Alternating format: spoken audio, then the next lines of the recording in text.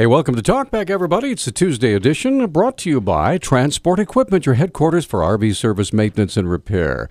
I give them a call at 541-9097. Automotive Cutting Edge, specializing in all makes and models. Vehicle repair, 542-2218. The Mustard Seed Restaurant, office solutions and services, locally owned, solutions for every office. And by Bitterroot Motors, doing it right for more than 42 years. Deep Roots Medicinals, offering alternative and natural medicine to treat a wide variety of conditions. Veteran owned and operated. Contact Brian, the physiologist, there at 531-7461. And by Rogers and Company Fine Jewelry, offering beautiful, unique fine jewelry across from Super Walmart. Okay, here we go, ladies and gentlemen. It is Tuesday. It's Talkback, and we have a special guest on the phone. A big Supreme Court decision that came out, I think it was just yesterday, right? Yeah. Oh, I'm sorry, John. Go ahead. Yes, it was yesterday. That's John King over there. It came out yesterday during Talkback, actually. I read the AP scroll on it briefly, but, right. Because it dealt with coal and energy, I thought it would probably have deeper roots here in Montana, and of course it did. So I spoke with Chuck Denow from Count on Coal, who we've had as a guest on the show before. But I thought it was a big enough topic that we should bring him on to talk live with everybody, just about the implications of the decision and how it has already affected Montana. So, Chuck, thanks so much for being with us. I was hoping that maybe just to start things off, you could kind of explain some of the background of Michigan versus EPA. That's the name of the decision that came down yesterday, and its implications for Montana. Sure. Well, it has to do with a rule called MATS, and that's mercury and air toxins. It's a rule related to the Clean Air Act, and the EPA imposed new restrictions on coal-fired and oil-fired generators, requiring them to reduce mercury emissions. Now, this is not new. We've had regulations aimed at mercury and other particulates that come out of generators and other large facilities. We've had those for years and years.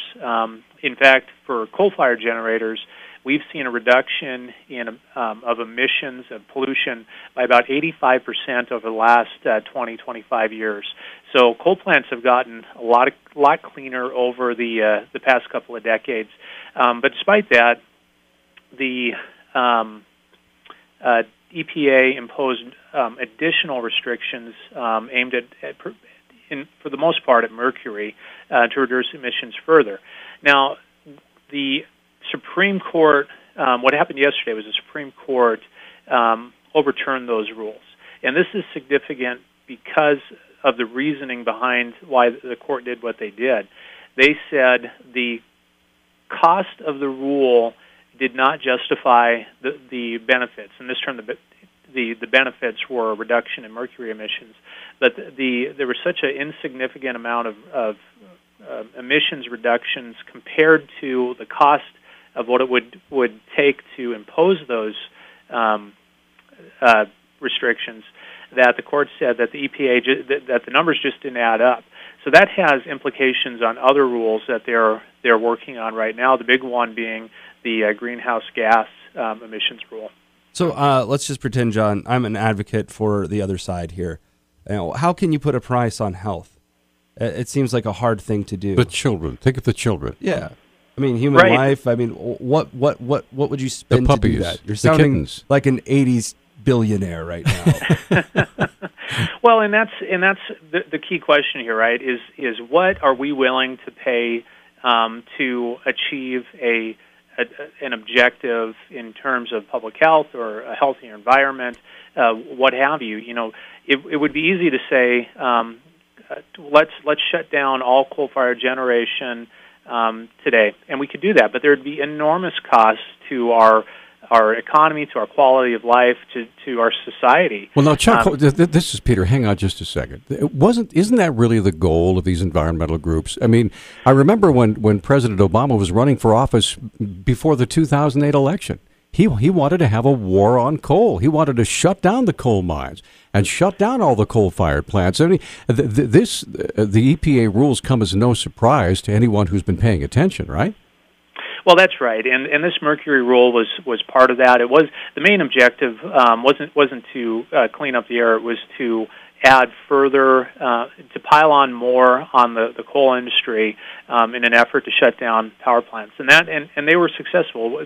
As a result of this particular rule, this MATS rule, we saw power plants across the country shut their doors, including the one in Montana, the Corrette plant in Billings. And we lost a lot of jobs as a result of that. Yeah, that plant actually shuts down like next month, right?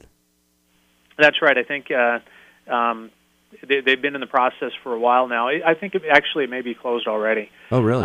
So that, even with this ruling, I don't think that plant would be able to come back. Let me ask you a question, Chuck.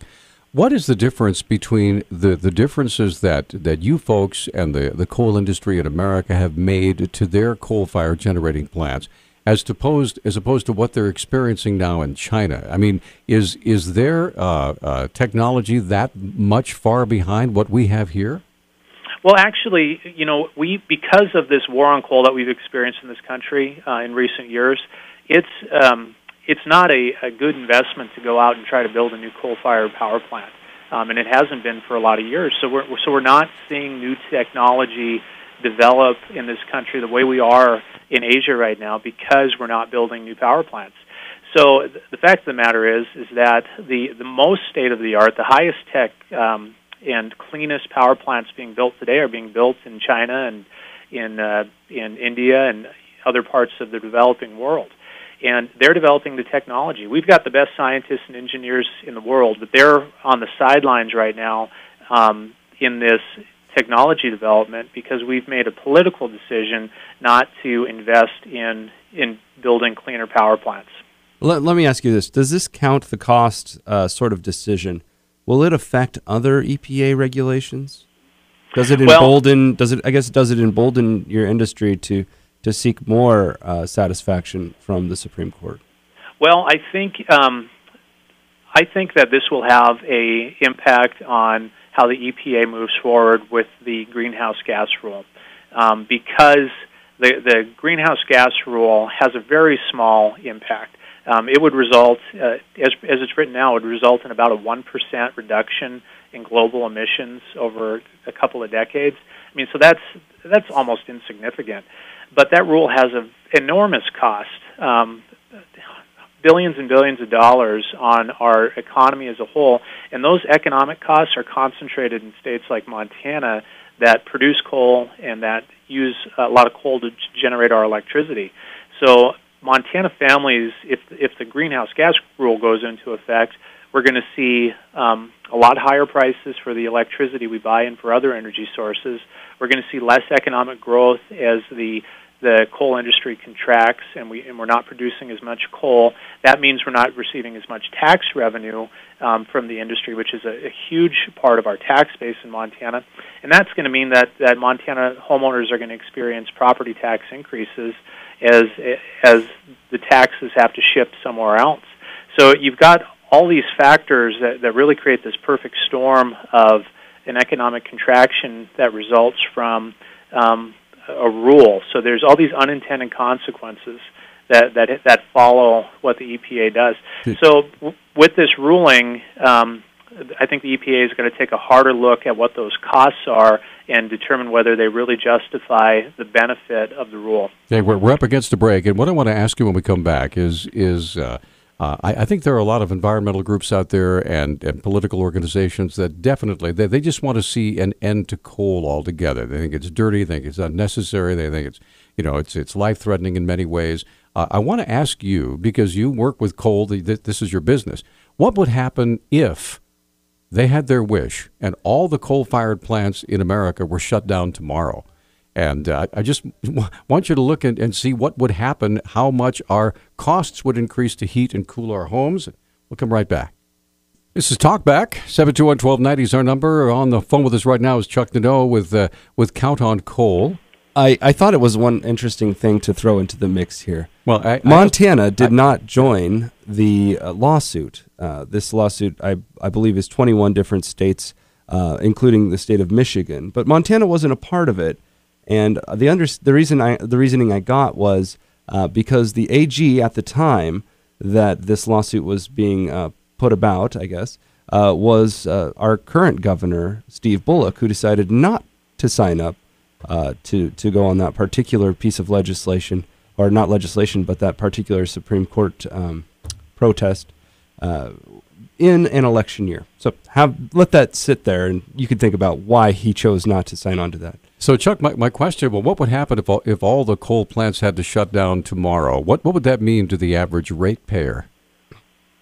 Well, I think paying for energy would be not at the top of the list of what would happen in that case. I mean, the simple answer is economic calamity. I mean, it would be a depression to make the Great Depression seem like a drop in the bucket. I mean, our economy would regress by decades, and Montanans and Americans would be extremely poor. Why do you say that?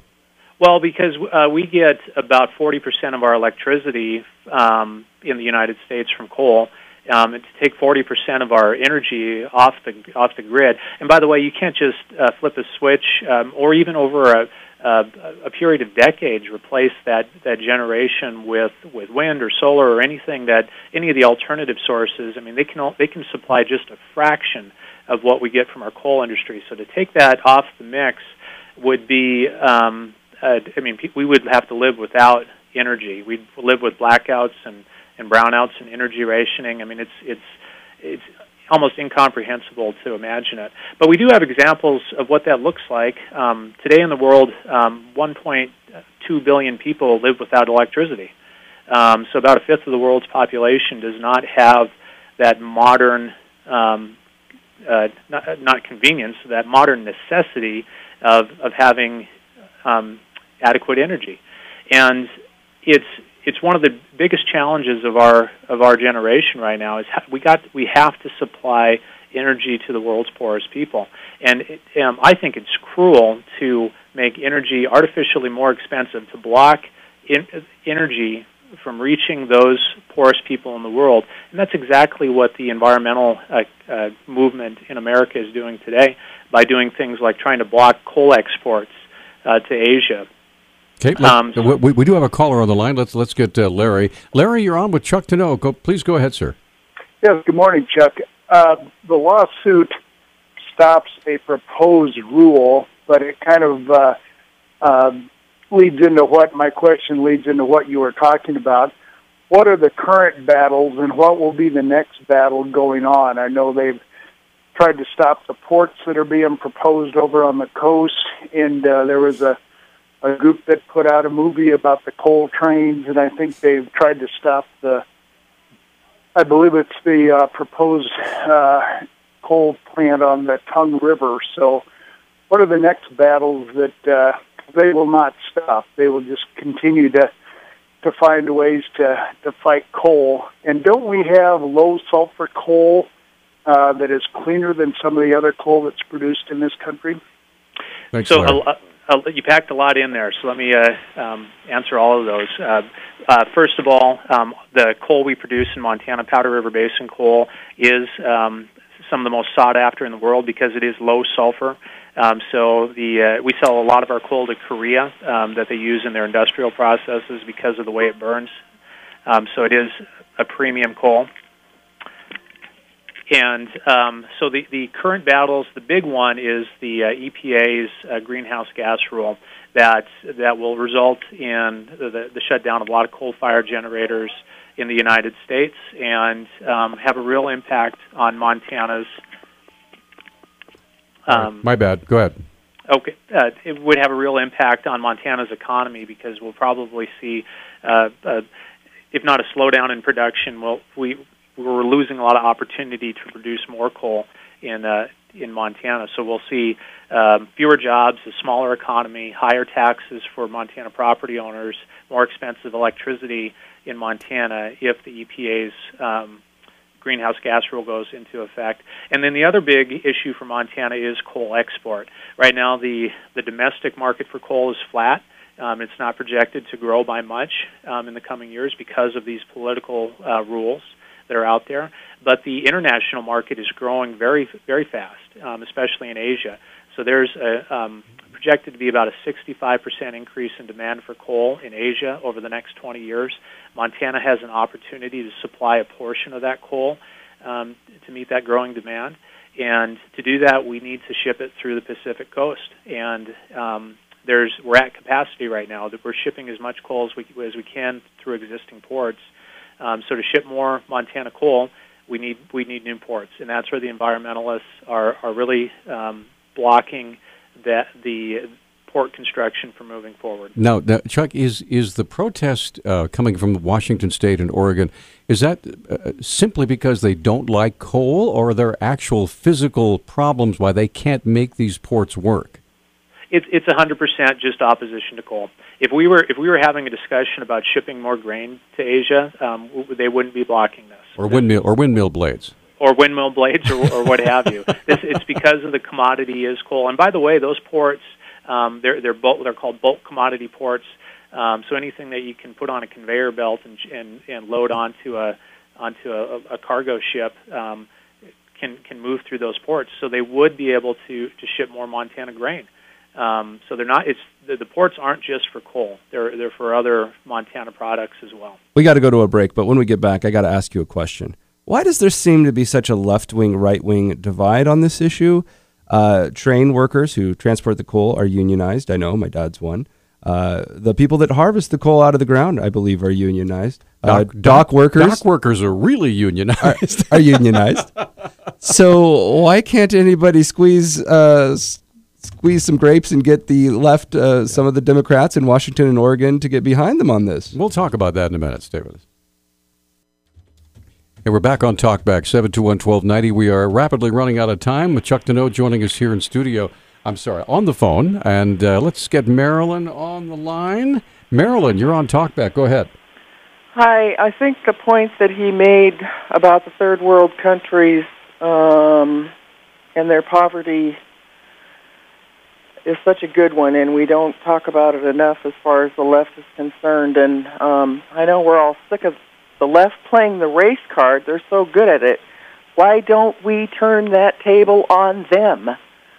They're racist in my mind, totally. And there's a lot of history of them being that in this country because doesn't get out. Because they're denying the opportunity to get coal to their countries simply because environmentalists in this country don't like it. Yes. Okay.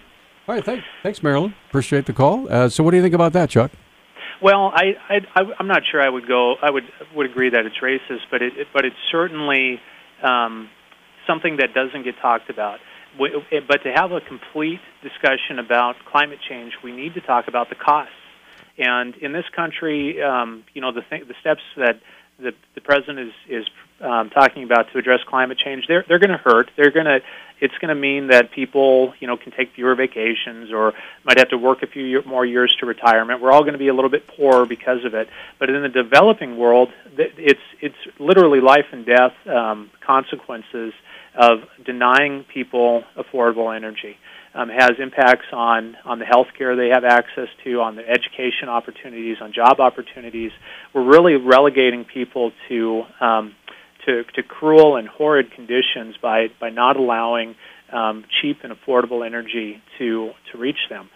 So, and the left likes to talk about the health benefits of things like the mercury rule or the greenhouse gas rule. Right now in the world, the number one pollution killer is indoor air pollution caused by cooking fires in the developing world because people don't have electricity. They use wood and dung and cook indoors with it. It causes all sorts of respiratory problems. It's one of the number one killers in the developing world today. That's a health issue that we can solve today by supplying affordable energy. Can you answer my union question real quick? Why isn't there power there? Well, the unions have been very active on some of these issues that affect their jobs. So the group I work with, Count on Coal Montana, we work very closely with organized labor in Montana, especially the boilermakers, the operating engineers who work for the rail lines. They are they're scared to death of losing their jobs as a result of some of these EPA regulations. And unfortunately, they don't have the political clout that the environmental groups do today. Wow. Environmental groups run the Democratic Party. What a change. Climate change is a third rail issue for Democrats. You can't step out of line on it, and I think there's a lot of people in the environmental movement that are active in politics. Hey, Chuck, are willing to sacrifice those jobs. I'm so sorry. We're completely out of time. And thanks so much for being with us. We sure appreciate it. You bet. Take care. Been fun. Thank you. Thank Bye. you. Thank you very much. We're gonna take a little break, come right back, and have open phones from 9 to 10. Welcome back to Talkback. Hour number 2 now, brought to you by Deep Roots Medicinals, Rogers & Company Fine Jewelry, Bitterroot Motors, Office Solutions and Services, the Mustard Seed Restaurant, Automotive Cutting Edge, and Transport Equipment. All right, welcome back, everybody. It is Talkback. As well, we want to say thank you to Chuck Denow for visiting with us from Count on Coal, Montana. And go ahead. I was going to say we're now entering our open phones time, so call up and let loose. The number's 721-1290. Our phone lines are already almost full. Yes. So let's have at it. I think Mike's up first. Mike, good morning. You're on Talkback. Go ahead, sir. Hello. Thank you for taking my call. I had a question for your guest, how feasible my conspiracy theory is. You have multi-billionaires who control these pipelines to coal. Warren Buffett owns Santa Fe, Burlington Northern Santa Fe Railroad, and everyone has seen the miles and miles of coal trains. And I was just wondering, he's a big Democrat supporter, financial supporter. How much influence do you guys think that he is influencing Democratic opinions to limit America's ability to access our own coal and to be able to ship it overseas to China, where they don't have environmental standards? If true environmentalists cared about the air quality, they would want to keep that coal here in the United States, where it's burned much cleaner, much more efficiently, much more cheaply, because it doesn't have to be shipped anywhere. And I wonder if it's not kind of a play by the Democrats and socialists and leftists in general to somehow weaken America and pay back their political cronies. So. Well, I mean, there's no doubt Berkshire Hathaway benefits enormously from coal. Because he owns Burlington Northern. Well, yeah, and so if there is a conspiracy to do such a thing, I don't think Buffett's behind it, unless he's saving up money to get more to when the collapse comes. Yeah, it wouldn't have to be a real organized conspiracy. It could just be kind of an atmosphere of you scratch my back, I scratch yours, and we all win, and the only losers are going to be the American energy user. So. Well, those kind of things happen all of the time. Well, I mean, when any of these big companies have the leverage they can with a government official, whether that be a legislator or an official that has connections with the bureaucracy that regulates the industry, there's so many tax loopholes for various companies that really are only able to be tapped into if you're a big enough company to tap into them.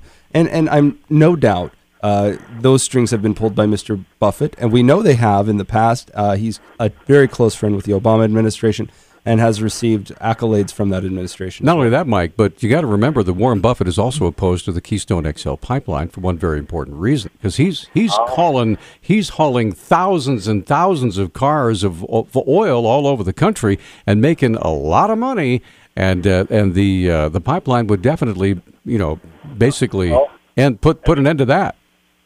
Heaven forbid there's free market competition out there. Yeah. So thank you. I just looked this up. Berkshire's Burlington Northern Railroad carries enough coal to provide 10% of U.S. electricity, according to Barrage, generating $5 billion of revenue for the railroad just last year.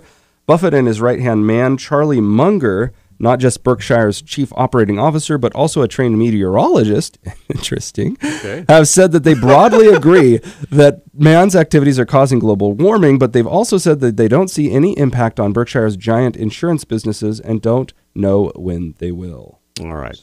So let's get to the phone again and say good morning to Richard. Good morning, Richard. Good morning to you.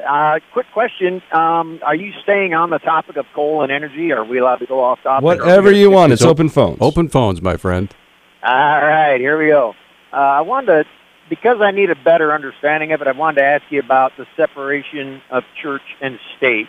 And my issue with it is to my understanding, religious organizations aren't necessarily allowed to talk about presidential candidates or politics, or they run the risk of losing their tax-exempt status.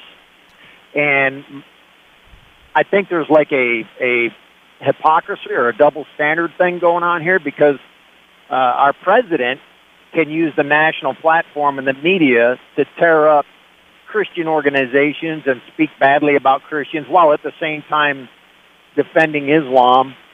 So I'm kind of wondering how can the president be allowed to tear into Christian organizations, and yet Christian organizations aren't allowed to talk about presidential candidates or give out. Well, they are. Okay, so there's different rules for different reasons, right? Free speech, you can tear down anything you want as long as the people in power don't get pissed off, apparently.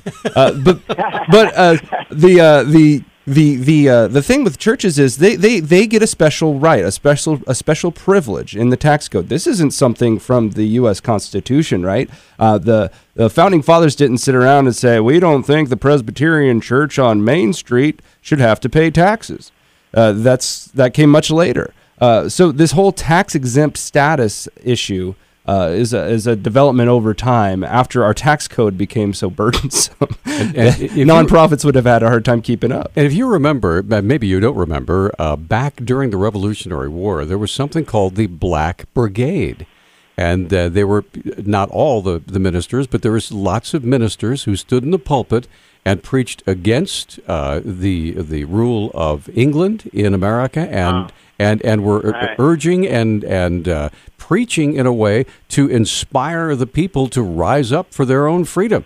And and heaven help us if we do that today, they probably would lose their tax exempt status. Well, I don't know about you guys, but after what I've heard him say about Christian organizations and churches and whatnot, and how he always seems to be taking swings at them, I didn't know what to think when he was down there at that memorial for those 9 people in South Carolina, and he broke out into Amazing Grace. I was like, my jaw just dropped. I was like, what is this? This guy's always taking shots at Christianity. Here he is singing Amazing Grace. Singing Amazing Grace in a black church is a very powerful song. William Wilberforce, the writer of Amazing Grace, was a slave trader before he had his conversion moment and spent the rest of his life fighting to free slaves. And of course, the true freedom for William Wilberforce and for, as he saw it, for humanity wasn't simply being free in the eyes of other men. It was being free in the eyes of God. But so you said that that's a very powerful song in the black church, and so it should be. Yeah. He was just pulling a Hillary then when she broke out with her "I ain't no ways tired," right? No, I think he generally connects with the song. Who doesn't? It's a powerful say that song. because he's an African American man. I mean, so anyway. Hey, listen, we're way overdue for a break. Richard, thanks for the call. Appreciate it. If you have a question or comment about exactly that, we could certainly go that direction. I am really glad he brought that up. After the break, there are advocates saying that if your church supports a definition of marriage that's different than the one the Supreme Court endorsed last Friday, then your church should have to pay taxes now. So I'll read some of the arguments for this case after the break. It's something that's being bandied about and also was brought up in the Supreme Court hearing. Okay. So we should have some fun with that. And by the way, we have all 3 lines open. Rod, do you want to give away some coffee right now? Yeah, it does sound like a good time for coffee, doesn't it? Yes, do that. Let's give us a call. 721-1290. First caller gets coffee. You don't have to be tax exempt. In fact, you're probably not. You don't have to sing Amazing Grace if you don't want to. You don't have to do that either. That's right, yeah. But looks like we've already got a call. First caller gets coffee and toast from the Rocket Coffee stand in the Garden City Garden Supply across from the Eastgate Shopping Center. Talkback, 721-1290, 1-800-568-5309. Our listening audience, all-knowing, all-wise. So this is what happens when you learn your history from watching a movie. So there is a really great movie about William Wilberforce called Amazing Grace. Right, yeah. However, William Wilberforce is not the author of the song. No. A man named John Newton is. I'll just read a quick bio because I think it's really fascinating. Okay, go ahead. And I need to school myself anyway. John Newton, born 21st of December 1807, was an English sailor in the Royal Navy for a period, later became a captain of slave ships. He became ordained as an evangelical and Anglican cleric, served Olney, Berkhamshire for 2 decades, and also wrote hymns. He is known most famously for writing Amazing Grace and Glorious Things of Thee Are Spoken. He started his career at sea at a young age and worked on slave ships in the slave trade for several years, even after having a Christian conversion. Although Newton continued in the slave trade for several years, he later became a prominent supporter of abolitionism, living to see Britain's abolition of the African slave trade in 1807. So there you go. And thank you for the 2 people that called and just to set us straight. We appreciate it. And you know what? That is the real value of having an open phones talk show. A lot of people find it uncomfortable. In fact, most senatorial candidates and senators find it too uncomfortable. But it is a really powerful means of expression and correction in modern society. You know, when you write a story to the editor in the newspaper, they get to kind of select what they hear. They get to select what gets printed. Right. But on the radio, we just push the button and let you go. So. Yeah. And see, the thing is here, John is not perfect, although he's more perfect than I am. And I am not perfect. Sometimes we say things or write things, and we make mistakes. And then we go back, if people point them out to us, as they mostly are kind to do, we go back and correct them. And then all is well, and we move on. Well, that's part of being human. It's funny that you use the term more perfect. Because that is a sign that is a, not only does it not make a lot of sense, but it's also a phrase that Obama used in his address after Friday's announcement. Okay. I wanted to play a bit of this to get you a tenor of the way that the progressives kind of feel about the issue of gay marriage, at least the president. Is this the reach back comment? Yep. Okay. And he did, I think, right before the comments that I've selected here, talk about how America had moved into a more perfect union after the decision on Friday. Okay, here we go. Compared to so many other issues, America's shift has been so quick. I know that Americans of goodwill continue to hold a wide range of views on this issue. Opposition in some cases has been based on sincere and deeply held beliefs. All of us who welcome today's news should be mindful of that fact. Recognize different viewpoints. Revere our deep commitment to religious freedom. But today should also give us hope that on the many issues with which we grapple, often painfully, real change is possible. Shifts in hearts and minds is possible. And those who have come so far on their journey to equality have a responsibility to reach back and help others join them. Because for all our differences, we are one people, stronger together than we could ever be alone. That's always been our story. We are big and vast and diverse, a nation of people with different backgrounds and beliefs, different experiences and stories, but bound by our shared ideal that no matter who you are or what you look like, how you started off, or how and who you love, America's a place where you can write your own destiny. We are a people who believe that every single child is entitled to life and liberty and the pursuit of happiness. Unless they're aborted, of course. So did you hear that? America is a place where everybody can write their own destiny, destiny. Yeah. Where every child is afforded life, liberty, and pursuit of happiness. Mm-hmm. I would love to hear that phrase when he's campaigning for late-term abortion. Yeah. All right, let's get to the phones. That's the first thing that popped into my head. But anyway, you know what? What's interesting is Mike and Eric, I want to give you both time to make your points. I'm so sorry. We're running up against a break here. I apologize for that.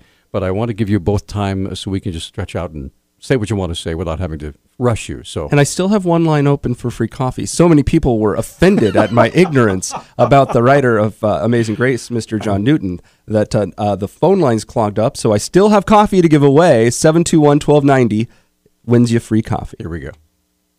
Okay, a little point of clarification here. We do have an answer for one of our I looked up the question. We had a question from a caller about what can churches do or not do as far as the tax code is concerned. When do they start having to pay taxes for their political endorsements? Right. And this is the answer. Church endorsements of candidates and statements of opposition to candidates are strictly forbidden and can result in a revocation of a church's tax-exempt status. However, clergy may endorse candidates as individuals in forums outside of the church or work on behalf of candidates during their personal time. In addition, churches may not contribute money to candidates, solicit contributions on their behalf, or donate to candidates' political action committees. Churches may not set up their own political action committees. What constitutes an endorsement or opposition to a candidate? Good question, IRS. Prohibited activities may include letters of endorsement or opposition printed on church letterhead, church-sponsored distribution of campaign literature, pastors advising congregants to vote for or against candidates from the pulpit, the display of campaign signs on church property, and other activities that could be construed as endorsing or opposing a candidate. Does the IRS really enforce this law? Yes. The IRS regularly issues statements reminding churches and other nonprofits to stay out of partisan politics, and the federal tax agency does not hesitate to penalize organizations that violate this standard, et cetera. Okay, so just in case you're wondering, yes, churches have been neutered. They are not allowed to take a side in political issues. That is not true. What you just said is not what they just said. You can take a side on a political issue. You cannot pick a candidate and support the candidate. Okay. You can say this is wrong. All right. You cannot say Joe's your guy. Then let me ask you this: why don't they do it more? They do. Okay. Listen to Reverend Wright, for example. Okay, well, yeah, that's. I disagree with him, Okay. but that's a church. He's all right. spouting his political nonsense in the service. All right. Let's Obama's sitting there apparently not listening for 4 years. Yeah, it's 20 years, actually. But let's get Mike on the line. Good morning, Mike. Yeah, well, I'm going to make a quick change there just for the fun of it because I really dislike preachers as a general rule anyway. Most of them are a bunch of dingbats, but that's my personal opinion. But I'm looking here. I'm looking at an ad here in a magazine, and a Post magazine of 1954, and there's something that really struck. I had to chuckle. We'll listen about, we can't build a Keystone pipeline. That's terrible, terrible. Well, this happens to be an advertisement by General Motors diesel-powered engines for the world's longest pipeline in 1954. The grand total is 1,765 miles. And it goes through, it starts up at Edmonton and goes through Regina and goes through Grand Rapids, Minnesota. I was there when it went by. Or Michigan. And then it goes through Michigan, it goes through the Great Lakes, down across, and winds up into Canada, into their refineries. So and that pipeline probably is still being used to this day. So that's a pretty good record. And by the way, it's the deepest they've ever put a pipeline underwater. Okay. So it just strikes me as a little odd. That, we couldn't possibly put it across a dry prairie. Yeah. Anyway, no, when it comes to the preachers, they ought to drop their tax-exempt status and go back to preaching what they get paid for. Okay. Instead of being, I remember when it went into effect, we got the little white envelopes, and here's the kicker I have with this business. It used to be, if you went to church and threw money into the offering plate, it was between you and God and nobody else. Now it's between you, God, the accountant at the church, and the IRS, and that is absolutely BS because everybody knows what you made. Because I do know a feller up there in Kalispell who was a doctor who donated more money to the church than I made in a year's time. So it's none of anybody's business what you donate, and just tell them to take their tax-exempt status and stick it where the sun don't shine. Then I have respect for preachers. Now, Mike, I know you've been around a while. Yeah, it's been around a long time. That went into effect back in the early 50s or late 40s. 1895 is when tax-exempt status for religious we didn't get the white envelopes until then. Okay. Hey, we got to get some more callers on. Thanks for the call, Mike. Eric, you're on Talkback. Go ahead, sir. Yeah, the government is the adulterous partner in bed with the church and God. And I believe the church has committed spiritual adultery. But anyway, my thoughts on when you played that clip of the idiot occupying the White House, I thought, who will cut out his lying tongue? Because every word that he says means something different to him than it does to you and I. And that needs to be addressed. Anyway, my comments. Thank you. Thanks for your call. I'm not sure what that meant, but anyway. So anyway, let's get Greg on the line. Greg, thanks for holding, sir. You're on Talkback. Go ahead. Good morning, gentlemen. I was just thinking about the movie Cool Hand Luke. And with the captain in Washington, D.C., we just have to get our minds right. Yeah. Or what we have here is failure to communicate. It's a classic. All right. Goodbye. Thanks for the call. All right, 7272112. Let me get into this. I want to read some of this for you. Go ahead. This is an article called Pastoral Guidance. Does your church ban gay marriage? Then it should start paying taxes by Felix Salmon, and it was published in Fusion. So I'm going to scroll down. I'm not going to read the first couple paragraphs. I'm going to get down into the nitty-gritty if I can here, if my computer will scroll down for me. There we go. Okay. Here we go. It's abundantly clear that religious institutions have no right to tax exemption. Most famously, in 1983, Bob Jones University lost its tax-exempt status when it continued to ban interracial dating, which prompted this exchange with Donald Verrilli, the Solicitor General, during oral arguments in the gay marriage case at the Supreme Court. This is Justice Alito speaking. Well, in the Bob Jones case, the court held that a college was not entitled to tax-exempt status if it opposed interracial marriage or interracial dating. So, would the same apply to a university or a college if it opposed same-sex marriage? And Mr. Verrilli responded by saying, I don't think I can answer that question without knowing more specifics. The pauses are actually in the text, by the way. It's not just John adding it. But it's certainly going to be an issue. I don't deny that. I don't deny that. Justice Alito, it is going to be an issue. Going on, this is back to the author's voice. It's going to be an issue because it should be an issue. America's highest courts have now ruled that marriage is a, quote, fundamental right, end quote. We have decided correctly as a nation that when we say, quote, all men are created equal, end quote, included in that is the right to marriage no matter what your sexual orientation. But while religious organizations have often been ahead of the curve on social issues, in this case, they are part of the problem rather than part of the solution. There are gay-friendly churches, of course, but most of the organized opposition to gay marriage came from the churches and other religious organizations. In the Bob Jones case, the U.S. government made a very important statement. It's not enough, they said, to support the right of interracial couples to date and get married. It's also important to register official disapproval of any organization that fails to support that right. To be given exemption from paying taxes is a special privilege bestowed by the state on deserving citizens. Or organizations, I should say. But there's nothing deserving about an organization which bans interracial dating, so the state is entirely within its powers to remove that privilege. The same argument can and should be applied to gay marriage. If your organization does not support the right of gay men and women to marry, then the government should be very clear that you are in the wrong, and it should certainly not bend over backwards to give you the privilege of tax exemption. We have religious freedom in this country, and any religious organization is entirely free to espouse whatever crazy view it likes.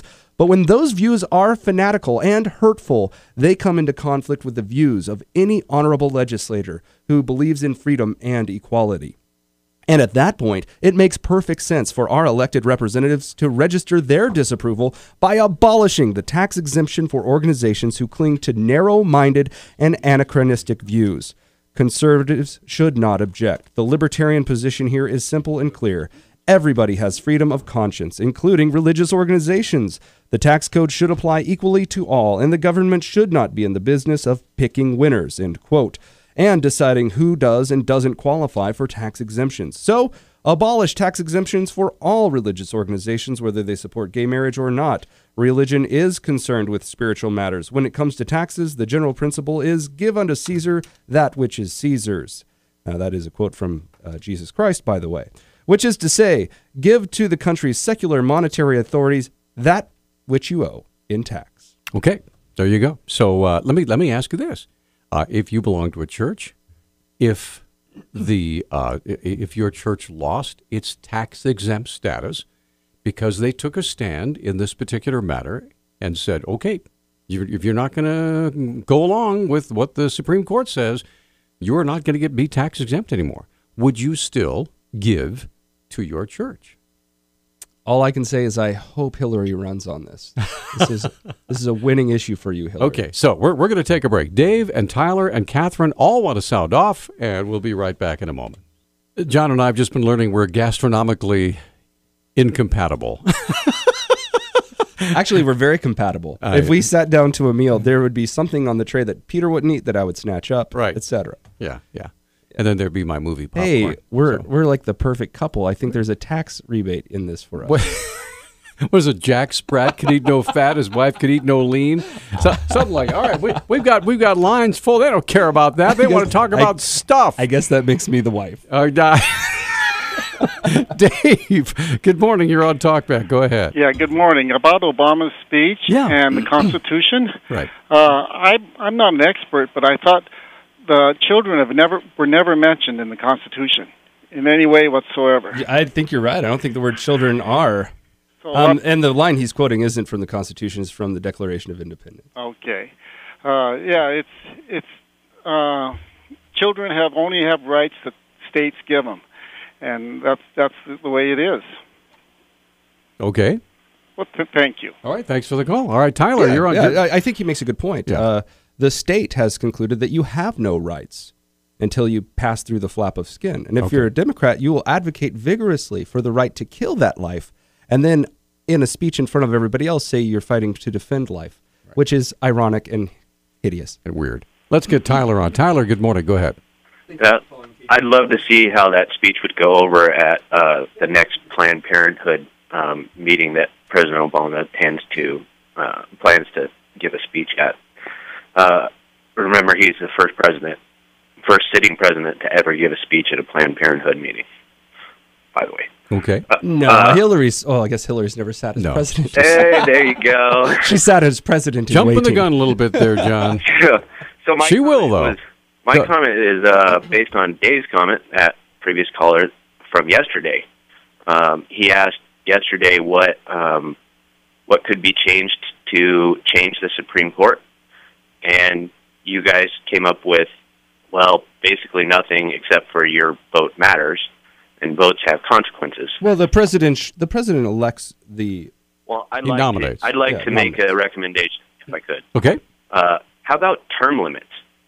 12 years max. Got to change the Constitution, man. Yeah, I've heard people throw that out. That every 8 years we would change the Supreme Court over, and I kind of understand where you're going with that, but the whole idea of the Supreme Court is to distance it from political backstabbing. Yeah, that worked out well for us, didn't it? Sorry, I shouldn't laugh so uncontrollably when I say that. We have 9 justices that just amended the Constitution and put something in there that wasn't in there before, and didn't do it with 2/3 of ratification of the Senate or 2/3 ratification by the states. They did it with a razor-thin majority of 1. They did it. A majority of 5 justices changed the Constitution, and we're sitting here debating whether or not we can actually literally change the Constitution and limit their power. I think we could do better as a country, and I think that we can make this change happen. Okay, thanks, Tyler. Appreciate the call. Catherine, good morning. You're on Talkback. Go ahead. Yeah, good morning. I wanted to bring up one little aspect of this. You know, we have several religious schools around here. Right. There's the Catholic school system. Mm-hmm. There's the one that I think your children went to. Valley Christian, right. Right. And then there's, First Lutheran, their classical school. And I think there might even be a couple of Buddhist schools around, preschools at any rate. The Catholic Church gets federal funding in addition to tax, a tax write-off or a tax. It doesn't get taxed. The thing, too, to remember is that property taxes, which are run by the state, if religious buildings and property starts getting taxed, it would pretty much bankrupt a huge majority of churches. So, they are going to have to do some figuring to get around all of that, especially with the ones with schools, because you guys teach a certain point of view, and will you be allowed to still teach that point of view? That's a good question. We're going to find out. Okay. And one of the other things that I want to say is we need to get rid of the tax code, because as it is, it causes part of a lot of this problem. And I do believe that everybody should be taxed, and I do believe that there should be no nonprofit status, and there should be no 501c3s of any kind anywhere, any place. And so I do think we need to go to a consumption tax or flat or fair tax, just because I don't like the idea of the government being the arbiter of what to think or what to say. Right. Okay. And a lot of people, when it comes to these churches, right? We got to take a break. So the tax-exempt status of churches, it's really up to the government to decide whether or not you're a religion. Exactly. Scientology has dealt with this for a while, where they've had to prove, yeah, we're a real deal. We're not just something some kook spun out of a bunch of books that he wrote about science fiction. So, okay, we're up against the break. Richard, Marilyn, and Emmett. Well, we lost. Who was on? Wait. Somebody was on first. Yeah, we have two people on line one. So I will fix that. We're going to come right back in just a moment. Oh, yeah. 721-1290 is the number, but all three lines are full. So I have to ask you a question. Okay. This is totally not relevant with our conversation before. Okay. But I noticed that the hotline to call your neighbors if they're lighting fireworks opened up. The special hotline. Uh-huh. It's like KGB 111 or something. My question for you is... Eastern Germany and watching your neighbors. KGB, I got it. Okay. My question for you is, if you knew some neighbor kids across the way were lighting off fireworks, would you call them in? Peter, just as an individual. No, I don't think I would. See, I couldn't do it. I don't think I would. But on the other hand... Unless they were scaring my kids or scaring my dog or scaring the horse or unless they were throwing fireworks into my yard and starting little fires, then I would definitely call. So you would gauge how intense the fireworks show was. It would depend on how egregious the use of fireworks was. Okay. If they're lighting off aerial stuff, it's landing on my roof. And I have to get up there with a hose. I'm on the phone right now. So anyway, let's get Richard on first of all. Richard, good morning. You're on Talkback, sir.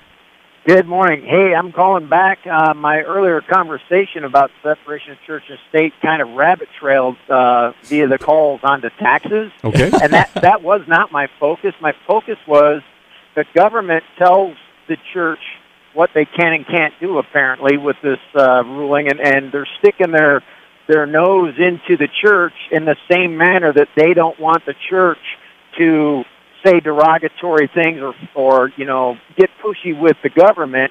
And a perfect example of that is when ISIS was marching people out and cutting their heads off and whatnot, Obama comes out and says, well, you got to remember what the Christian church did back during the Crusades. Well, that was a different Christian church. That was the Christian church that the Pilgrims fled. America didn't even exist back then.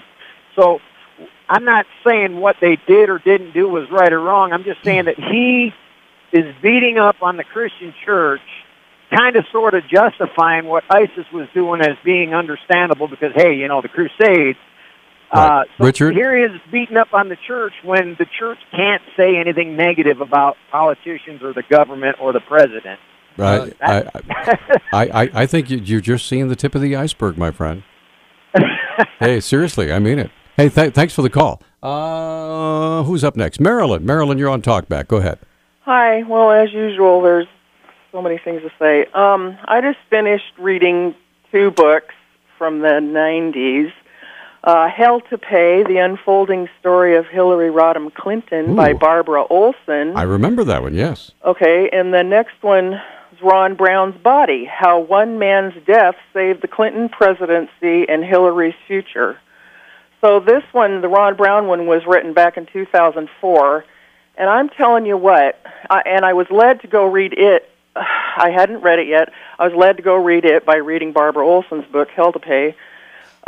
Anyways, talk about people ought to go get that book. I am so sorry I left it on the shelf all these years. I mean, every single page is the Democrat their exploitation of minorities, using them, and then mysteriously dying or going to prison. It's not just Ron Brown. And if they're whistleblowers, okay, they disappear. If they're not whistleblowers, they get promoted and into higher office and a department head or whatever, where the powers that be can use them and exploit them some more. And anyways, people ought to go get that book. They use the Commerce Department to sell trade mission seats for $100,000 and more for defense contracts and such. And it's just, I mean, it's full. Okay, Ron Brown's body. May I quote Hillary herself? Go ahead. Yesterday. Yeah, well, and that's all they have is yesterday. We have to look forward to tomorrow. What new things will Hillary come up with? Go ahead. Air Force photography investigators lost their jobs because of the head X-rays that they took, and they were whistleblowers, and those mysteriously disappeared. But, I mean, there's just so much in this book. All right. We'll go look for it. Thanks for the call. And speaking of yesterday, yes. And Hillary Clinton, I got to bring this up. So some hackers earlier on this week, they tapped into some emails that were held by a person outside. I think his name is Blumenthal. I might be wrong about that. Sidney Blumenthal. Yes. They tapped into his account and revealed that Hillary did not send all the emails that she said she had sent while she was in office. There were 15 that they found on this one person's email that had been scrapped from the Hillary campaign that did not fit the definition of what she was allowed to keep private. And now the Hillary camp's answer is, we didn't send those emails. I guess George Bush got onto her computer and was able to type the emails in her name through her email address and then send them to her private friend.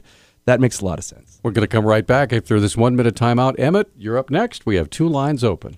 Get it? Keeping the faith? Sorry. 721-1290 is the number. That's John King. I'm Peter Christian, and we had a disagreement with Dave earlier. He said children weren't mentioned in the Constitution. And Maryland called in and said, well, you know, it is mentioned in the Declaration and under the term posterity. Right. So ourselves and our posterity. All right. For prosperity. Emmett, good morning. You're on Talkback. Go ahead. Oh, thank you for taking my call. It's an excellent conversation. I don't know where to begin, but, you know, the article, the whole thing is separation of church and state, and the state muzzling the churches for what they say about gay marriage. Now, I agree with the whole don't endorse candidates, but the whole, if I remember James Madison, the whole thing of separation of church and state was so that the states, the government, could not interfere in the church's rights. Now, I mean, they've always bludgeoned us with separation of church and state. We can't have crosses on public property. Yeah, the government shall establish no. Right, exactly. Now they want to come into our churches and tell us what we can and cannot preach. For one, opposition to gay marriage is not an extreme, archaic, radical, crazy view because, you know, opposition to it, 10 years ago, the majority of this country had it. And, you know, in the Acts of the Apostles, they didn't have separation. I mean, they didn't have tax-exempt status. So our churches have got to still speak the truth and keep speaking the truth rather than be afraid of the government. But this whole idea that we're radical, that, you know, it's just unbelievable. The whole separation of church and state has only been used, you know, to silence Christian speech. It's persecution. If I'm persecuted, if we have to die as martyrs, then I think the time may have to come that we die as martyrs rather than give up our faith, because the homosexual thing is a lifestyle choice. It is not a person, place, or thing. Sorry. So those are my comments. I wish I had more time to expound on them. All right. Thanks, Emmett. Appreciate the call. 721-1290, 1-800-568-5309. Go ahead, John. Tim called in and said he thinks that this definition of marriage is like the state instituting its own religion. Yeah. That separation of church and state line, it's really interesting. It's not part of the U.S. Constitution. It's part of a letter that Thomas Jefferson wrote. Right. I think it's the Bradbury Baptist Church. Yeah, something like that. Something like that. And it's an understanding of the First Amendment in his mind and his explanation of it to this particular church. which, I mean, I think it is important to dig deep and find out what the founders thought about different issues, which is what we'll do next Tuesday with Rob Natelson. You know, I cannot personally wait because there we've got, where do we start with Rob? I mean, yeah, you've got the Obamacare decision, which was a tortured, maneuvering through whatever. And then you've got, of course, the other decision on Friday, where basically they said all 50 states must now recognize same-sex marriage, and any marriage that was performed in any other state has to be recognized in all the states. And I'm really, really interested to hear what he, from someone who studied the Constitution probably more than anybody I've ever met. So looking forward to hearing that and what he has to say about all this and about religious freedom. So go ahead. Marilyn says that posterity is also mentioned in the Constitution. Also, I would say to our listeners, if you're going to say that a child is not a human, then you can easily exclude it from all of the parts in the Constitution where it calls the people, right? Yeah. When the Constitution is talking about the people, if you don't consider a human life a person, and a baby under its mother's tummy is definitely a human life, it seems science would say so, then you can exclude all kinds of benefits, including life in America, which is sad. All right, let's get Roger on the line. Roger, we have about 2 minutes. Go ahead, sir. One of the things that I did about 5 years ago was read Saul Alansky's Rules for Radicals. And basically, what's happening is all in that little book. We get rid of the church, take over the medical world, and just basically you have to destroy the country before you can come back and instigate whatever government style you want to put together. And that's exactly what's happening today. Allow me to ask you a question. What do you think the end game is? Well, the end game is for somebody out there to call it I don't know what you call it. It's just to make the United States weak and allow people to take over the country. And you do it by all the things that are happening right now. Ideally, we already took over the country. It's a country for the people. Right?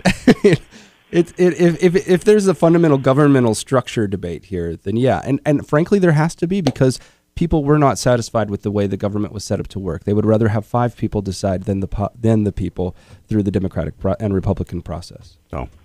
Roger, thanks for the call. I want to get one more call in. We have less than a minute. Go ahead. Hi. What's your first name? Hi, Eric. Eric, quickly. The end game is global, technical dictatorship. Thanks. Okay. I was going to say by whom? I don't know. Well, maybe I better not ask. Overlords. I better not ask by whom. Anyway, so we got about a little less than a minute. So what's coming up? When we sign on to do the radio, we have to not tell you. This is true. It's one of the things we're not allowed to talk about. What happened to the list of talking points you get every day? I haven't seen it for a while. I file mine with my tax receipts. So yeah, tomorrow we'll have Walt Caro on to talk about taxes conveniently. Yeah, which came up surprisingly a lot today on a day that hasn't really been bandied about in the news all that. Very, very interested to hear what Walt has to say, because he's an accountant, and I'm sure he probably helps some churches and nonprofit organizations. He sent me an email earlier this week, says there's a whole bunch of tax news out this week that we haven't. Of course, our eyes have been looking at all the twinkly objects coming out of the Supreme Court, but apparently there's a lot of other action out there. Okay, you guys have a great day. Try to stay cool. We'll see you tomorrow.